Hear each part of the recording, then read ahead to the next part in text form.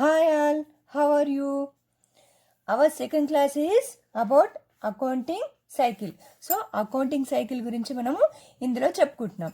అసలు accounting cycle అంటే ఏంటి?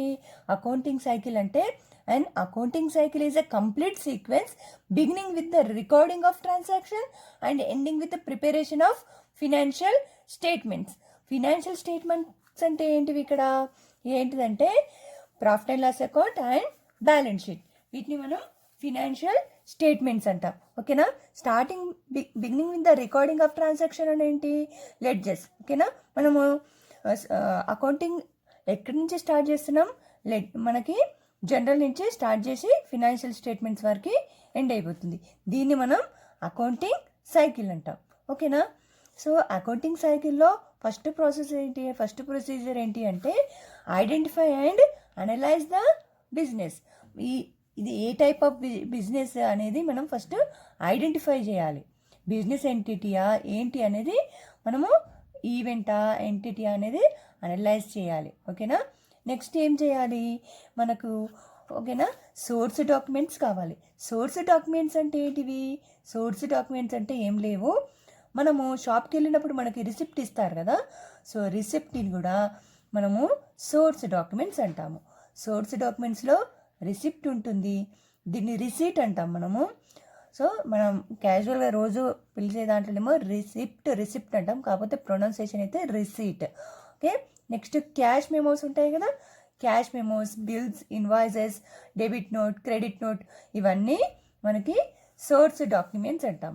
సో నెక్స్ట్ క్లాస్లో నేను సోర్స్ డాక్యుమెంట్స్ గురించి చెప్తాను, చూడండి. ఓకేనా? నెక్స్ట్ ఈ సోర్స్ డాక్యుమెంట్స్తో అంటే వీటి హెల్ప్తోనే మనము next record the transactions in the general.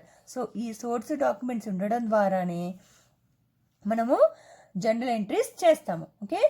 General entries అనేది రికార్డింగ్ చేస్తాము. ఇది ఎట్లా ఉంటవి జనరల్ ఎంట్రీస్?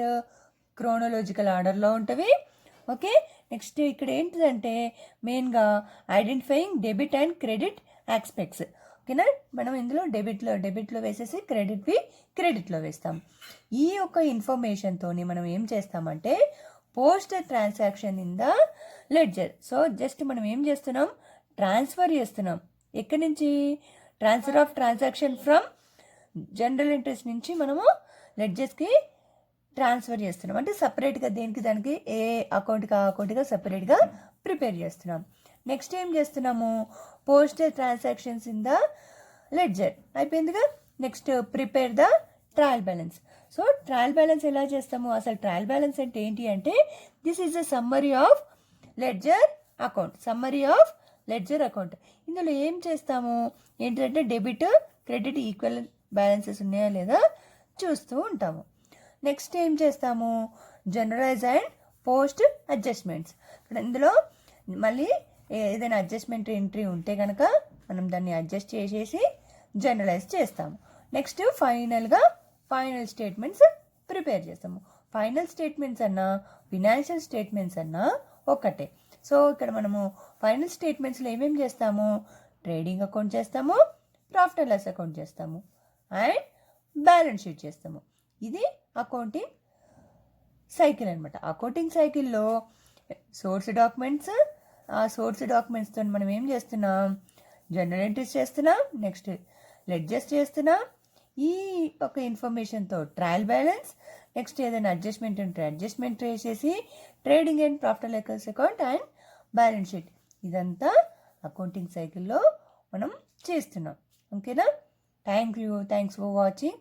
లైక్ చేయండి, షేర్ చేయండి, కామెంట్ చేయండి, సబ్స్క్రైబ్ చేయండి, బెల్ ఐకాన్ మాత్రం గట్టిగా క్లిక్ చేయండి.